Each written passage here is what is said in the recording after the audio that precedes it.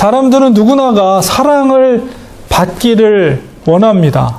좋은 칭찬을 듣기를 원하고 또 사람들로부터 이제 인정을 받기를 원하죠. 그런데 그리스도인들은 사랑을 받기보다는 사랑을 주는 자들입니다. 그것도 사랑을 무한정으로 사람들에게 퍼주는 사람이 그리스도인이에요. 왜 그러냐면 주님께서 제자들을 향해 또 우리 성도들을 향해 뭐라 그럽니까? 너희들은 사랑하되 어디까지? 누구까지? 바로 원수까지도 사랑하라. 사실 그게 쉬운 겁니까? 내가 좋아하는 사람, 사랑하는 사람도 사랑하기 힘든데 나를 해치고 나를 괴롭게 하고 나를 힘들게 하는 그런 사람을 향해서 내가 손을 내밀어주고 그들을 사랑할 수 있다는 것은 정말 쉬운 일이 아닙니다. 그럼에도 불구하고 주님께서는 우리를 향해 너희는 원수를 사랑하라 이런 말씀을 하시죠. 그러면서 오른뺨을 때리면 왼뺨까지 대서 그리고 겉옷을 필요하는 자에게 속옷까지도 주라 하는 하나님의 새로운 계명을 우리에게 주십니다. 이렇게 우리가 불가능한 사랑, 할 수 없을 것 같은 사랑을 주님께서 요구하시는데 사실 오늘 성탄주의를 맞이하면서 주님께서 이 땅에 오신 이유가 바로 그것 때문에 오신 거거든요. 원수까지도 사랑하는 주님의 마음, 그것을 닮아가라고. 그래서 요한복음 우리가 잘 알고 있는 3장 16절에 뭐라 그럽니까? 하나님이 세상을 이처럼 사랑하사. 하나님이 얼마나 이 세상을 사랑하셨으면, 하나님의 택한 백성들을 사랑하셨으면 그의 유일하신 독생자 그리스도를 이 땅에 죽기까지 하면서 우리에게 보내주셨는가. 이런 생각을 하게 됩니다. 영국의 그 캔터베리 주교였던 그 안셀무스라는 사람이 있어요. 이분이 이제 철학자이면서 신학자인데 이분이 쓴 책 중에 이런 책이 있습니다. 라틴어로 로마 그 제목으로 쿠스 데우스 호모. 이게 무슨 말이냐면 왜 하나님께서 인간으로 이 땅에 오셨는가? 왜 하나님께서 인간의 몸을 입고 이 땅에 오셨는가라는 책을 썼습니다. 그래서 그 책 중에 그분이 안셀무스라는 분이 가지고 있는 질문, 근본적인 질문이 뭐냐? 왜 그 전능하신 하나님, 무한한 우주를 만들 수 있는 그 하나님께서 굳이 손상된 우주를 고치기 위해서, 우주를 고치기 위해서 이 땅에 피조물의 몸을 입고 이 땅에 오셨는가? 그런 질문을 던집니다. 우리가 쉽게 예를 들면 제가 이제 집에 책들이 있어가지고 책장 선반을 만드는데 때로는 이게 톱질을 하는데 이게 잘못 재단을 해서 길이를 재가지고 이렇게 높이가 다른 거를 만들거나 아니면 뭐 못질을 하다가 이렇게 못질을 하면 제대로 박히면 쭉쭉 들어가야 되는데 이렇게 구부러지잖아요. 그래서 다시 빼가지고 그 못을 망치로 톡톡 쳐가지고 이렇게 펴서 집어넣고 그러는데 사실은 어떨 때는 그냥 버려버리고 새로 만들거나 못도 그거 펴서 쓰느니 새 못을 가져와가지고 다시 박는 게 낫지. 그런 생각을 할 때가 있거든요. 그런 것처럼 하나님께서 손상된 우주, 그 전능하신 하나님께서 이 손상된 우주를 그냥 폐기 처분해 버리고 새롭게 그냥 창조해 버리시면 될 텐데 왜 굳이 그 손상된 우주 속에 그것을 회복하기 위해서 피조물의 육체의 몸을 입고 그 하나님께서 이 땅에 오셨을까? 이제 그런 질문을 던져요. 근데 그 답은 물론 여러 가지 이제 설명을 합니다. 철학적인 설명을 하지만은 가장 중요한 그 이유는 바로 하나님이 이토록 이 세상을 사랑하시기 때문에. 더 구체적으로 말하면 하나님께서 이토록 하나님의 태초전에 선택한 하나님의 자녀들을, 그 영혼들을 사랑하셨기 때문에 바로 이 땅에 육신의 몸을 입고 그분께서 직접 친히 이곳에 오셨다는 것이죠. 그렇습니다. 우리가 성탄주의를 맞이하면서 예수님께서 이 땅에 오신 참된 의미를 다시 한번 되새기고 깨닫는 시간을 갖기를 원합니다. 과연 예수님을 내 마음에, 그 아기 예수님을 내 마음에 모시고 사는 우리는 참된 그리스도인인가? 우리가 이것을 생각해 볼 때 정말 주님을 모시는 참된 그리스도인의 모습을 우리가 세 가지로 제가 말씀드리겠습니다. 첫 번째는 뭐냐면 바로 예수님의 마음, 예수님을 모시고 사는 그리스도인의 모습은 세상의 것을 사랑해서는 안 됩니다. 요한일서 3장 16절에 보면 이렇게 기록되어 있습니다. 그가 우리를 위하여, 여기서 그는 예수 그리스도예요. 예수 그리스도께서, 우리라는 것은 하나님의 성도, 교회 공동체, 교회를 말합니다. 예수 그리스도께서 우리 교회 성도들을 위하여 목숨을 버리셨으니 우리가 교회 공동체, 교회 가족 공동체가 우리가 이로써 사랑을 알고, 이 사랑은 하나님의 사랑입니다. 사랑을 알고 우리도 교회 공동체인 우리 성도들도 형제들, 교회 지체, 형제 자매, 우리 교회 가족 공동체, 형제들을 위하여 목숨을 버리는 것이 마땅하니라. 이런 말씀이 있습니다. 우리가 진정 주님을 내 마음에 모시는 것은 하나님을 사랑하고 또한 그 사랑을 아는 것인데, 오늘 사도 요한이 그렇게 말하는 것이죠. 바로 교회 공동체를 사랑하는 것이 곧 하나님을 사랑하는 것이다. 4장 19절에서 20절에 보면 같은 의미 속에서 이렇게 말씀하고 있습니다. 요한일서 4장 19절 20절에 우리 교회 공동체가 사랑하는 것은, 사랑함은 그는 하나님이죠. 하나님께서 먼저 우리를 사랑하셨습니다. 누구든지 20절에 하나님을 사랑하노라 하고 그 형제를 미워하면, 그 형제는 교회 지체요, 형제 자매요, 교회 가족 공동체 말합니다.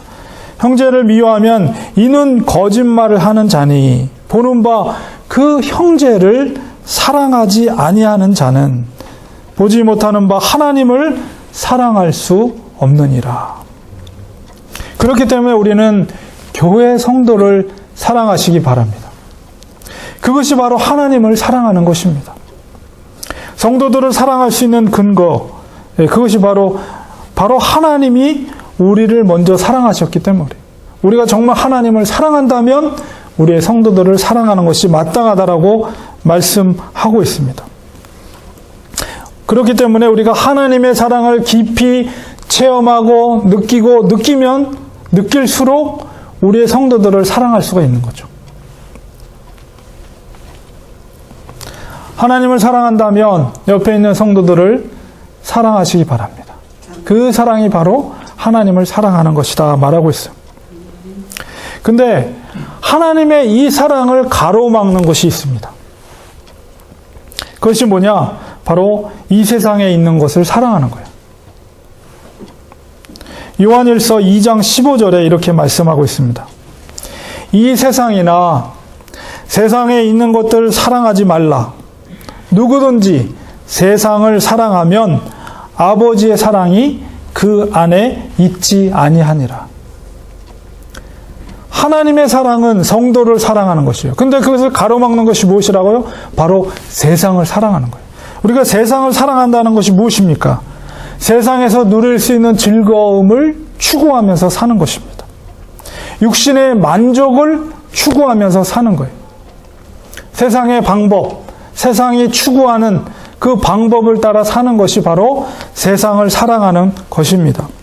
세상의 즐거움, 육체의 쾌락, 세상 사람들이 원하는 바를 쫓아가는 삶 속엔 절대 그 안에 하나님이 있을 수가 없는 거예요. 그렇기 때문에 당연히 성도를 사랑할 수 있는 마음이 있을 수가 없는 것입니다. 우리는 세상을 사랑해서는 안 됩니다. 오직 하나님을 사랑해야 돼요. 하나님께서 그곳에 계실 수가 없는 것이요. 여러분, 이 세상의 정욕은 다 지나갑니다. 이 세상의 욕심은, 우리의 욕심은 다 지나가요. 영원한 것이 아니에요. 그러나 영원한 것은 뭐냐? 그것은 오직 하나님의 뜻을 행하는 것입니다. 세상의 정욕을 끊으시기 바랍니다. 썩어질 육체를 위해 사는 것이 아니라 영원하신 하나님의 뜻을 따라 사는 것. 이것이 바로 하나님 사랑 안에 거하는 것이요, 성도를 사랑하는 것이요, 주님의 몸된 교회를 세우는 일입니다. 우리가 세상의 그런 정욕으로부터 이기기 위해서는 어떻게 될 것인가? 사도 요한은 말합니다. 요한일서 5장 4절에 무릇 하나님께로부터 난 자마다 세상을 이기느니라. 세상을 이기는 승리는 이것이니 우리의 믿음이니라. 하나님께로부터 난 자가 누구입니까? 요한일서 5장 1절에 분명하게 말하고 있어요. 예수께서 그리스도이심을 믿는 자마다 하나님께로부터 난 자다. 우리에겐 그 믿음이 필요합니다. 하나님 앞에 간구해야 돼요. 세상을 이기는 것은 바로 예수께서 그리스도이심을 믿는 자가 바로 하나님께로부터 난 자라고 그랬어요. 그것이 바로 세상을 이기는 믿음이에요. 예수님께서 그리스도가 됨을 믿는다는 것은 예수께서 우리의 왕이 되시며 예수께서 나의 주인이 되심을 인정하는 거예요.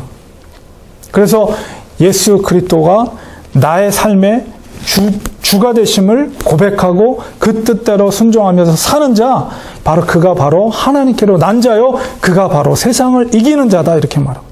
그렇기 때문에 그런 자가 바로 세상을 사랑하는 것이 아니라 나의 욕심으로, 정욕으로 사는 것이 아니라 하나님의 기뻐하시는 뜻대로 살 수 있는 자임을 사도 요한은 말하고 있는 것입니다. 우리는 하나님 앞에 간구해야 됩니다. 하나님, 우리는 연약합니다. 주님, 우리에게 믿음을 주시옵소서. 예수 그리스도께서 우리의 주 되심을, 그분께서 우리의 그리스도 되심을 인정하는 삶을 살 수 있는 강력한 반석 같은 믿음을 우리에게 주시옵소서. 이것이 바로 세상을 이기는 믿음이에요. 우리의 연약함을 주님 앞에 고백하고 하나님 앞에 간절히 그 믿음을 달라고 간구할 때 우리는 세상을 이길 수가 있는 것입니다. 두 번째로, 우리가 예수님을 우리의 마음속에 모시는 그리스도인은 예배의 본질을 알고 나아갑니다. 예배의 자리에. 우리가 예배의 자리에 나갈 때 우리에게 반드시 필요한 것이 있어요. 그게 뭡니까? 헌금을 준비하는 건가요? 아니면 정말 좋은 고운 옷을 입고 예배 자리에 나오는 것일까요? 아닙니다. 그 한 가지는 바로 예수 그리스도의 피를 의지하는 거예요. 주님께 나아갈 때 우리에겐 예수의 피가 있어야 됩니다. 오직 성령 안에 예수 그리스도의 십자가가 우리 속에 있어야 돼요. 예배자의 모습 속에. 예배 자리에 나올 때 예배자의 그 중심 속에 십자가가 없다면 그것은 가짜 예배자입니다. 가짜 목사도 있고요, 가짜 평신도도 있고요, 가짜 선교사도 있어요. 그 심령 안에 예수의 십자가가 없다면 다 가짜입니다. 그런 자들에겐 기도의 능력도 존재하지 않고요, 십자가의 은혜도 없습니다. 몇십 년 동안 교회를 오래 다녀도 가슴이 냉랭합니다. 오랫동안 교회 봉사를 하더라도 그 속에 예수의 피가 없어요. 정작 예수님의 일을 한다고 하지만 예수님을 잃어버리고 신앙생활을 하는 그런 모습입니다. 예수님을 나타나기보다 자기의 공적만을 드러냅니다. 그 중심 속에 십자가가 없으면, 그 중심 속에 예수 그리스도의 피가 없으면, 우리가 예배 자리에 나올 때 바로 그 예수 그리스도의 피가 느껴져야 합니다. 어떻게 가장 존귀하신 분께 나오는데 두렵고 떨리는 마음이 없이 그 자리에 나올 수 있겠습니까? 하나님께서는 지금도 정말 신령과 진정으로 예배 드리는 자를 찾고 계세요. 정말 예수 그리스도의 피가 아니면, 예수 그리스도의 십자가가 아니면 내가 이 자리에 나올 수가 없습니다 하면서 머리를 조아리고 그 중심 속에 떨리는 마음으로 주님 앞에 나오는 참 예배를 드리는 자를 하나님은 지금도 찾고 계신다는 것입니다.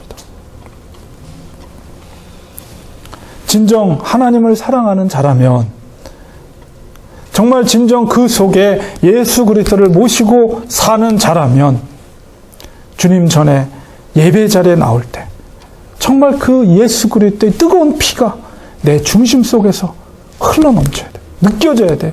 그 십자가가 살아서 내 속에서 빛을 내고 있어야 돼. 그래서 주님 앞에 설 때, 그 십자가 앞에 설 때 감격적인 눈물을 흘리며 그 구원의 은혜의 눈물을 흘리는 것이 진정한 예배자의 모습입니다. 예배가, 큰 예배가 있고 작은 예배가 어디 있어요? 누가 주일 11시 예배가 대예배라고 그래요? 모든 예배의 자리는 예수 그리스도의 십자가가 있는 거예요. 어떤 예배든 우리는 주님을 사모하는 마음으로, 예수 그리스도의 피가 우리 중심 속에 뜨거운 피가 느껴지는 그 마음으로, 어떤 예배든 사모하는 마음으로 그 예배 자리에 나와야 됩니다. 그런 예배를 통해 하나님은 영광 받으시는 거예요. 하나님은 그 예배를 통해서 기뻐 받으시는 거예요. 그런 자를 주님은 지금도 찾고 계십니다. 우리 중심 속에 정말 예수 그리스도를 모시는 참된 그리스도인이라면 예배를 그런 마음으로, 예배의 본질이 회복돼야 돼요. 세 번째로, 예수님을 내 마음에 모시고 사는 자는, 그런 참된 그리스도인은 예수님의 참된 제자의 삶을 살아야 됩니다. 그리스도의 제자가 된다는 것은 바로 독생자 그리스도를 죽기까지 우리를 위해 사랑하신 하나님의 사랑을 아는 자들입니다. 그 은혜를 알고 예수님께로 말씀하신 대로, 예수님께서 우리에게 요구하시는 대로 순종하며 사는 자들이 바로 참된 제자입니다. 참된 제자가 누구입니까? 카일 아이들만이라는 사람이 쓴 책 중에 몇 년 전에 그게 베스트셀러였죠. 팬입니까? 제자입니까? 라는 책이 있습니다. 그 책 속에 참된 제자의 모습이 무엇인가 설명하고 있는데요. 팬은 무엇입니까? 팬은 여러분, 스타가 오면, 그 공항에서 스타가 오게 되면 그 주위에 환호하는 사람들이 있어요. 아니면은 레드 카펫의 시상식에 이렇게 스타가 걸어올 때 양옆에 환호하는 사람들, 운동 경기장에 환호하는 사람들, 그런 사람들이 팬이에요. 그 팬은 그 중심 속에 자기가 있는 거예요. 자기가. 그 스타가 나에게 어떤 만족감을 줬을 때 그를 추종하고 그를 따르는 거죠. 그러나 팬은 얼마든지 그 스타가 나에게 만족감을 주지 않고 새로운 스타가 나타나면 얼마든지 그 사람을 가차없이 떠나서 다른 스타에게로 가는 것이 팬입니다. 예수님을 그렇게 따르는 사람들이 있습니다. 팬은 안전하고 편안한 관람석에 앉아서 사람들의 관광을 하고 그 사람들의 경기를 관람하고 그 사람의 쇼를 봅니다. 그러나 그 운동장, 경기장에서 필요한 희생과 그 고통은 조금도 생각하지 않아요. 그 스타에 대해서 너무나 많은 것을 알고 있어요. 그 사람의 모든 일거수일투족을 알고 있지만 그 사람을 개인적으로는 몰라요. 이게 팬이에요, 팬. 그러면 제자는 무엇입니까? 제자는 바로 예수님을 위해, 예수님의 제자는 예수님을 위해 자기의 목숨을 버릴 수 있는 사람이에요. 어떤 일이 있어도 예수님을 따르는 사람들입니다. 예수님은 자기를 따르는 제자들을 향해서 너희들 이 땅에 하나도 내가 보장해 줄 수 있는 것이 없어 라고 말씀하십니다. 그리고 주님께서 말씀하시기를 여우도 쉴 곳이 있고 그 다음에 새들도 보금자리가 있지만 인자는 머리 둘 곳이 없다. 너가 나를 따라오려고 그래? 너가 나를 따라오려면 너는 죽을지도 몰라. 그래도 나를 따라올래? 이게 제자입니다.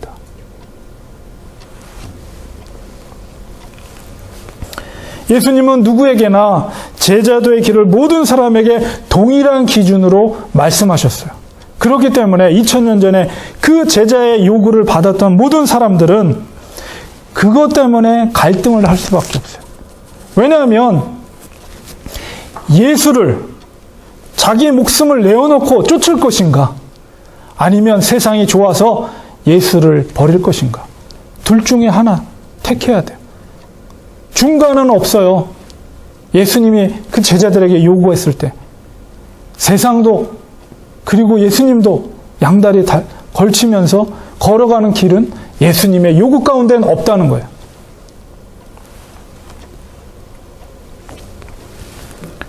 거기서 예수 그리스도를 따르기로 선택한 사람들은 예수님의 말씀을 그대로 순종하고 결국은 죽는 그곳까지 걸어간 사람들입니다.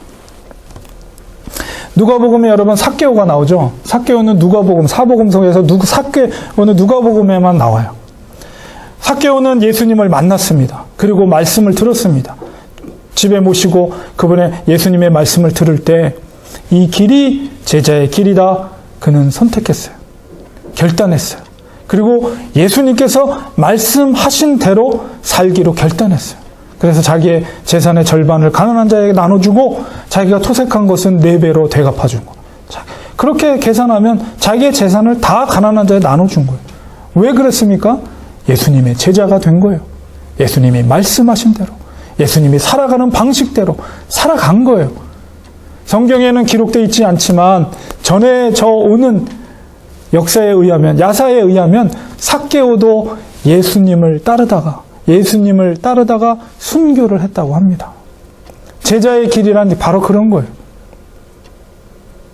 주님은 지금도 2000년 전에 사람들에게 요구했던 제자의 기준을 오늘도 동일하게 우리에게 요구하고 계십니다. 너가 정말 나를 따를래? 너 자신을 부인하고 너의 십자가를 주고 나를 따라올 때 죽을지도 모르는데 너 따라올래? 이게 제자입니다. 그러나 제자들은 하나님의 나라의 비밀을 깨달은 자들이에요. 예수님을 쫓을 때 그 끝에는 영원한 생명이 보장되어 있는 것을 아는 사람이에요. 그렇기 때문에 자기가 죽을 줄 알면서도 예수님을 쫓았던 사람들입니다. 제자의 길은 결코 쉬운 길이 아니에요. 예수님께서도 우리에게 그걸 말씀하십니다. 그러나 분명히 말씀에 보장해 주십니다. 이 길 끝에는 영원한 생명이 보장되어 있다. 너가 끝끝내 너 자신을 부인하고 십자가를 지고 나를 쫓을 때 너는 영원한 생명뿐만 아니라 나와 같이 천국에서 왕과 같은 하나님의 아들로서의 삶을 살게 될 것이다. 제자는 바로 그것을 알고 믿고 쫓았던 사람들입니다. 과연 우리는 제자의 길을 갖고 걸어가고 있습니까? 정말 우리가 예수님을 내 속에 모신 참된 그리스도인으로서 주님께서 2000년 전의 제자들에게 요구했던 그 동일한 요구로 우리에게 요구하고 계신데 과연 우리가 그 제자의 길을 걷고 있는가?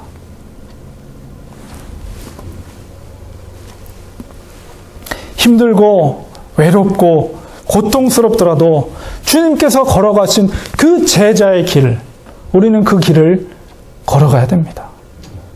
그것만이 사는 길입니다.